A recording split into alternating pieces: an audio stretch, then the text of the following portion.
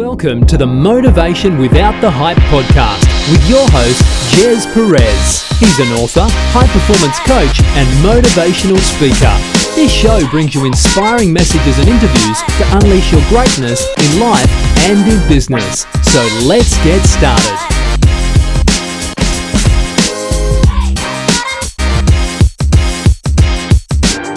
Hi everyone, welcome to Motivation Without the Hype podcast show. My name is Gez Perez, a former procrastinator into an action taker. We bring you inspirational messages and interviews, including motivational insights, tips, principles, and proven strategies that you can take action on without the hype in unleashing your greatness in life and in business. Now, we appreciate you plugging in and spending time with us. And we have a very special guest. I'm super grateful to have him on our show. Now, his name is Mark, and he's the founder of Forever Projects, a not-for-profit that helps women break the cycle of poverty and create a self-sustaining future.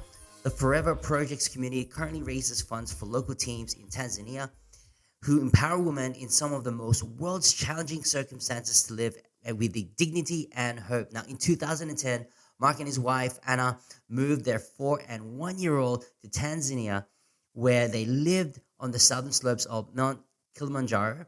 Until 2013, the couple have a background in education. They both worked at International School. Mark teaches math, and Anna serving as a school counselor and boarding parent. During their years working there, they fostered and eventually adopted 3 more beautiful children who had no other option for a family of their own. Now, soon after their fostering process began, the organization Mark and Anna adopted through began piloting an innovative 12-month project that would reach women before crisis point, helping them break the cycle of poverty to create a self-sustaining future. Now, since moving to Australia in 2013, Mark and Anna founded a not-for-profit, hope I pronounced it right, Forever Projects, to raise funds and awareness for this remarkable project as it scales. Now, the community has made this story their own, and the funds raised have helped more than 1,300 women and 1,700 infants across 6 locations in Tanzania. Mark, it's such an honor and privilege to have you on the show. Thank you so much, mate. Me too. Now, it's always great to have a fellow Aussie. Now, I have a bit of a mixed accent, Filipino and Aussie, and sometimes it sounds a bit weird, just meshed up together, but I'm really honored to have you, and you've been doing a phenomenal job in what you do. Please tell us who you are and what you do. Yeah, mate. So, Mark, it was lovely just touching base too on our mutual love of Wollongong, which is where I am on the south coast of New South Wales, just south of Sydney. Yeah, so I'm, as you said, maths teacher by trade, but my role I'm really trying to scale up now is a founder of Forever Projects, so a not-for-profit that helps women break that cycle of poverty and create a self-sustaining future. Now, you have an amazing story. Can you just share us how everything started from where you were and where you are now? Yeah, so very long story, and Anna's actually in the final stages of publishing a book about our story. Wow, so that's a amazing. whole nother story. But the long and short of it is, we had a background in education, felt passionate about moving overseas and having an adventure. So I moved to the southern slopes of Kilimanjaro with our 4 and 1-year-old, and we'd always felt strongly about opening up our home to kids who didn't have that hope of a family of their own. And so during our years of living and working in Tanzania, we fostered and eventually adopted 3 more beautiful kids, Shay, Charlie, and Jabari. And so we were not even 30, living in East Africa with a 4-year-old and 4 1-year-olds. It was quite chaotic. So that was kind of the start of our journey as a bigger family. And but during our time there, we obviously during the ups and downs of all the adoption process and working in teaching, we became aware of the kind of systems problems that were leading to families being separated because of poverty, and we're just passionate about continuing to help those local teams catch women in crisis before that really devastating point where women are forced to make a heart-wrenching decision as to, do I abandon my child in the hope of a better future for them? Yeah. Wow. And I know it's a long process in terms of and a story and how it's all bundled together in today's podcast, but I mean, what is the mission and vision for Forever Projects? I mean, that's kind of dear to your heart. And again, just rereading and actually going through your website as well has been life-changing. You're changing lives, impacting others. What's the heart of it? What's the heartbeat of Forever Projects? Yeah, the heartbeat is helping women break that cycle of poverty to create the self-sustaining future that then they can lead their family into an independent, forever family.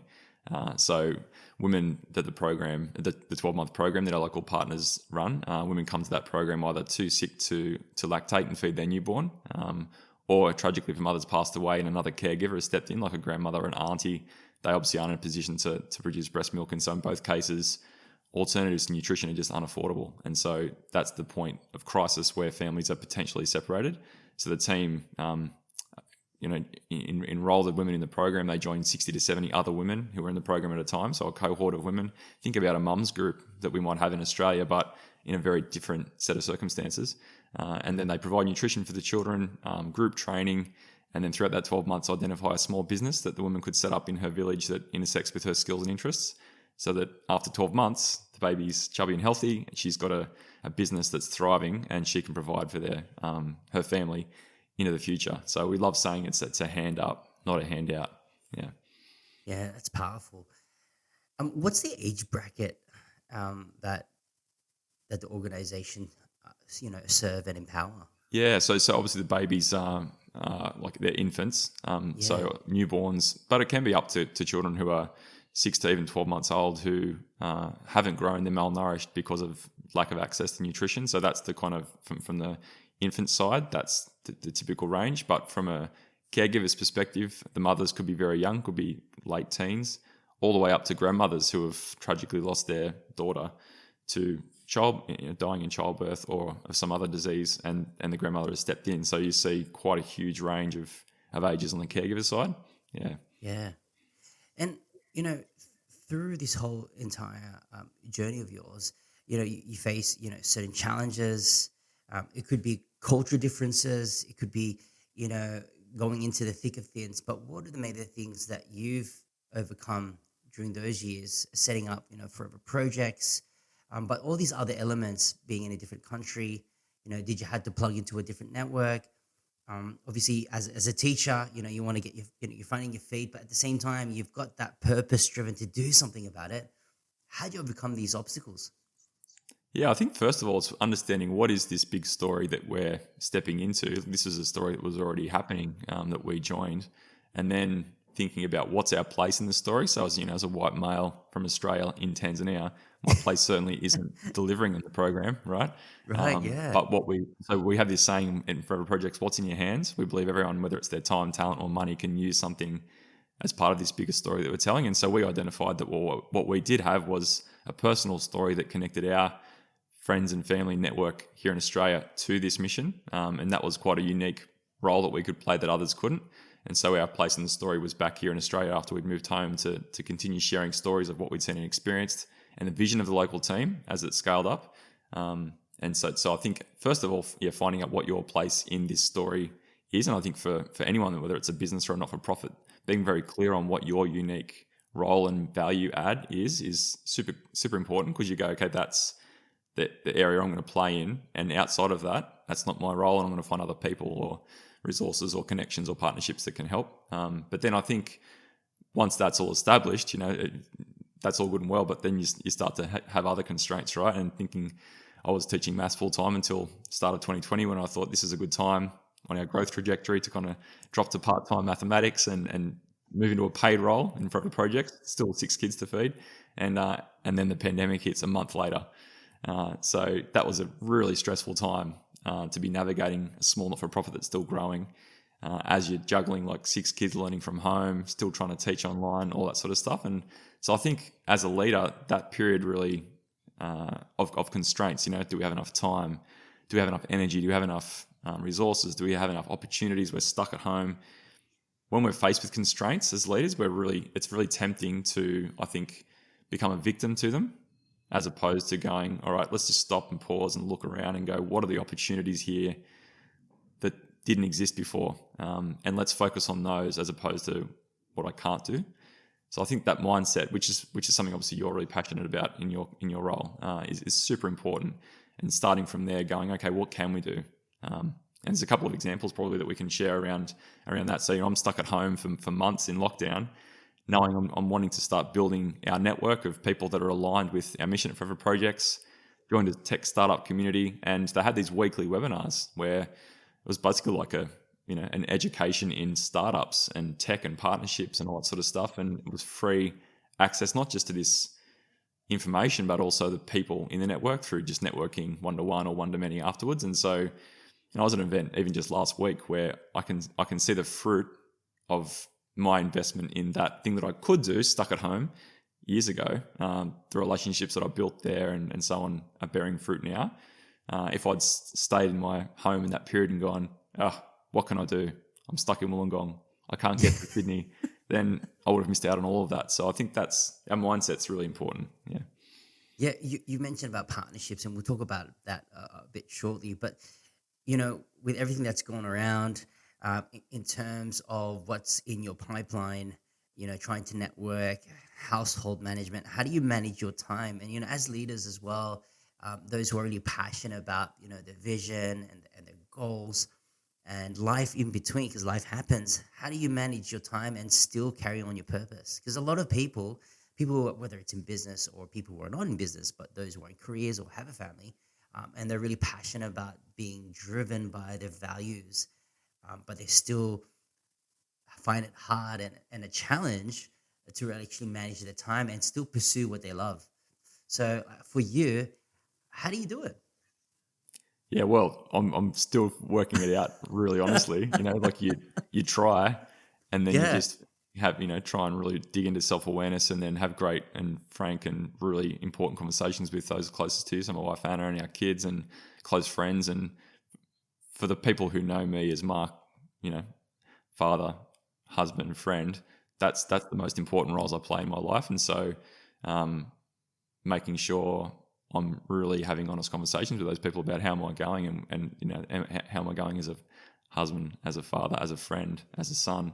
And if the other thing takes away from that, those key, that's the most important things that I do in my life, then something's got to change. So I think making sure you're doing that is really important. And then potentially on the back of that, thinking through, and one thing I've found helpful more recently is to think about how do we view success or growth or all that sort of stuff, and productivity and a lot of the kind of definitions we have around that sort of stuff, or what we think is right, is just things that have been inherited culturally because of what media we consume or the people who are around. But we have the power to actually, through mindset, reinvent those and decide, we can decide what success or sustainable growth or productivity looks like, and then be quite clear on that, and then be accountable to what we've decided those things are, not what someone else imposes on me.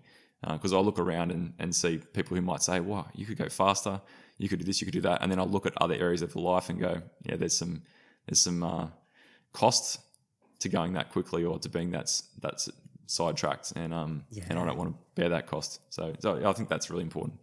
Yeah, and that's exactly right. Putting that preference of values, and really having that perspective as well. When you mention about partnerships and in between that as well, how do you create high impacting partnerships that's really rooted in empathy, vision, and generosity?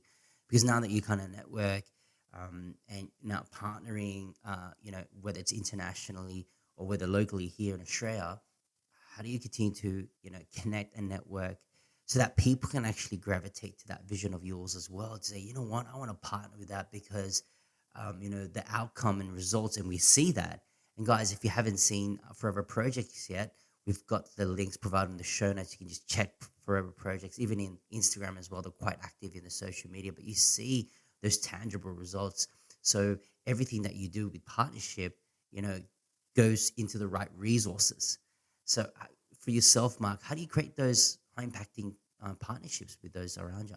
Yeah, I think it follows on from what we were talking about with the constraints. So I think when we are constrained for time, energy, money, it's tempting to adopt a scarcity mindset as opposed to an abundance mindset, where we go, there is enough time, there is enough money, there is enough connections, there are enough people that care about this, and maintaining that. And I think that's been very important throughout the last couple of years of difficulty for all of us to maintain a positive abundance, kind of generous mindset. And so I think when we look at the women that we serve in Tanzania, like, having lived there and gone back multiple times, when you go and visit, they live in a world of scarcity. They don't have enough food. They don't have enough money. But if you turn up, they'll act in abundance. They'll put a beautiful spread of food out and they'll invite you in. And I'm sure you've experienced this in different parts of the world when you've gone. And so I think that's a very inspiring way to show up, and that despite living in scarcity, showing up with an abundance mindset. So we want to kind of bring that to our partnerships in Forever projects. And so even though we're a charity,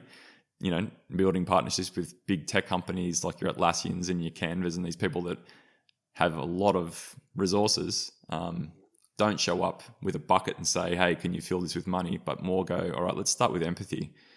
What's it like to be Atlassian? So I'll give you an example with them. So as a tech company, what they were wanting to do was give their incredibly capable staff, software developers, data scientists, really meaningful projects they could work on in partnership with not-for-profits. But they were finding it hard to find those kinds of projects. There was lots of people saying, hey, come and give us money or come and paint a fence. Yeah, but, that's what's something meaningful I could do? So we thought, well, okay, let's start with empathy. Here's what it's like to be Atlassian. So what do we have that we could offer generously to say, hey, come and work with us in this particular way? And so we created a great project for one of their engineers based in India to work with us on a project integrating Trello into our workflows. And then we thought, well, on top of that, Atlassian's not just trying to give one person that opportunity, but they're trying to signal to the company that this is the kind of time we want you to be spending. So we created a really great story to celebrate Sentil, who was the volunteer with us, and then they were able to share that with their company. So we showed up and gave them that. And that accelerated the partnership, because they're like, wow, this charity is not just turning up and saying, give us stuff, but they've anticipated what we need and they've delivered on it for free. And that then accelerated the next stage of the partnership with them. So I think leading with generosity and empathy with the right partners, there are people in the world we all know who are very transactional and just aren't willing to reciprocate that kind of generosity. And so that's okay. They're not for us, but we'll find partners that are, and we'll do that trust, generous, abundance kind of grounded value partnership and trust that the rest will take care of itself. Yeah. Yeah, and I like how it's both give and take. It's like, it takes two to tango. So Yeah. like the perfect example is like at Atlassian, obviously with Trello, imparting and embedding those best practices of workflow to save more time and productivity. That's brilliant.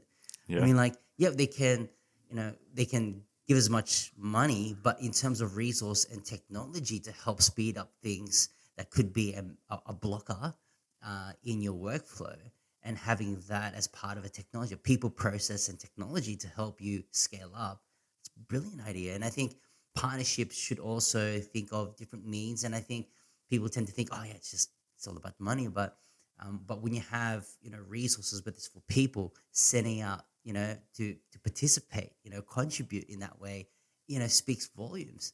And I think putting that perspective of empathy and ensuring what is the true vision of Forever projects. And I think as a leader yourself, that is the thing that you bring. You are the heartbeat of Forever projects, you and your wife and everyone that is involved in this initiatives. And so as yourself being a coach at Seth Godin's at the MBA, in terms of the mindset, we talked about the mindset of abundance as well, and as a leader, those who actually are leaders in business and looking for a different outlet, to contribute, whether it's, international or even locally here, what would be your insights in terms of how to be open through contribution? So rather than, okay, what's in it for me, but what is it that I can actually give and contribute? What's your insights on that? Yeah, that's a great question, and I think it's so relevant at the moment as we continue to think about, like, okay, where are we through COVID? There's, cases kind of picking up again, but despite that, there's other stuff going on, right? There's the interest rates going up, inflation, war in Russia, all that sort of stuff. So there's just floods. Awful to see all the stuff happening yesterday in central New South Wales. So there's always some other thing that we can become rightfully anxious about, and just uncertainty seems like it's just the new normal, or maybe it was always the normal and we had this brief period in history where it seemed like it was a bit more clear. But I think in those times, and you asked about how to contribute, I think one of the things I love that Seth Godin says is one of the best antidotes to our anxiety is to make a generous contribution. And he tells this great story about, someone waking up in the US and it's winter and they look out their window and there's snow up to the windows. They can't get out of their house because there's been a snowstorm. So they're, anxious, how am I going to get to work? Feeling like a victim, all that sort of stuff. Then they peer across the road and they see an old person in their home also snowed in. And maybe they need to go out and get their medication or whatever it might be. They can't get out. And so you find a way to get out of your house, get across the street and snow shovel their path so they can get out and get to where they need to get to. And in doing that generous act of contribution, number one, you've helped someone. But number two, you're like, actually, I'm well enough to help someone. So things are bad, but I'm able to shovel snow. I'm able to help someone. And you feel powerful then, and then you go back and do your own. And so I think that's a really great analogy to think about when we are faced with, I'm anxious about X, Y, and Z. Okay, but what power do you still have, and how can you still act in that way? And then you might be surprised about the impact that generous act will have back on your mindset and how you're feeling about what you thought was a huge obstacle, maybe shrinks a little. Yeah. Yeah, and that's powerful. And I'm just thinking about, you mentioned earlier on is, people face different certain challenges, and particularly around the world, with inflation, et cetera, et cetera. But I think the abundance mindset is that, it's always available. And so if we have that, and you contribute, there's so much fulfillment and meaning when you contribute to a cause that actually is used for that initiative. And it just gives you that impact to that resonates with that vision of yours. I think that's really powerful as well as a leader. I think that's the mindset that we should have as leaders. Like, yeah, abundance is always there, but to contribute is even more better. And it comes back double fold. If you talk about entrepreneurs and leaders and people who actually gravitate to contribution, their life is more fulfilling, and that's you can't buy that. And I'm all for that as well. So that's amazing. So, Mark, I know I'm going to get you back on again, but you ask this question to every guest that's on the podcast show. What is your meaning of motivation without the hype, and how do you use motivation for your personal success? Yeah, I think it really links back to exactly what you just said around contribution, that sometimes, lots of the time, potentially, we don't feel maybe positive about the outlook globally or what's in front of us with our business. It's harder to get customers. People have less money. So we may not feel positive, but it's our role as leaders to act positive. And I don't mean in an authentic way where we, we're not being honest with ourselves and those around us about what's going on. But I think, Seth's got another great story where he talks about if you go to the dentist and you're about to, sit under the chair and he's working on your wisdom tooth removal and you say, how's your morning? The dentist says, yeah, wasn't a great morning, didn't sleep well, I'm not really feeling up to it, to be honest. Open up. I don't care how you're feeling, be a professional. And so I think that for me, motivation is I've decided to lead this organization. I might not feel positive, but I can make a professional decision to act positive. And that consistency about showing up even when it doesn't feel great is key to that long-term impact that we want to make. And if we only show up when we feel like it, we're in trouble. So that's and I think not everyone necessarily has the capacity or appetite to step into that leadership role, because that's what's required. It's consistency in showing up for the people you serve. That's fine. But if you are going to be a leader, be consistent and act positive, and then the motivation will come. Yeah. Yes. Mark, that is awesome. Being consistent, showing up, and be that leader. Love it. Mark, thank you so much. Thank you, mate. This has been a great adding value conversation to our community. And guys, those who are listening and watching to the podcast show, please connect and follow Mark. What he does and the organization is definitely changing and impact people's lives. And Mark, it's such a privilege to have you on. So do check out the links on the podcast show notes, and everything is there. Now, if this episode has been helpful and uplifting, we would love for you to write a review to inspire more listeners to get plugged in. We will continue to provide high value content in each and every episode. If you don't mind sharing this podcast show on social media by inviting others, it will mean the world to me. Every time you tag me or tag us, we will get the opportunity to share those posts, and together we can make a difference in the lives of others through inspirational messages and episodes just like this. So there you have it. In closing, continue to unleash your greatness and tell yourself that I can, I will, and I must, and we'll see you on the next episode.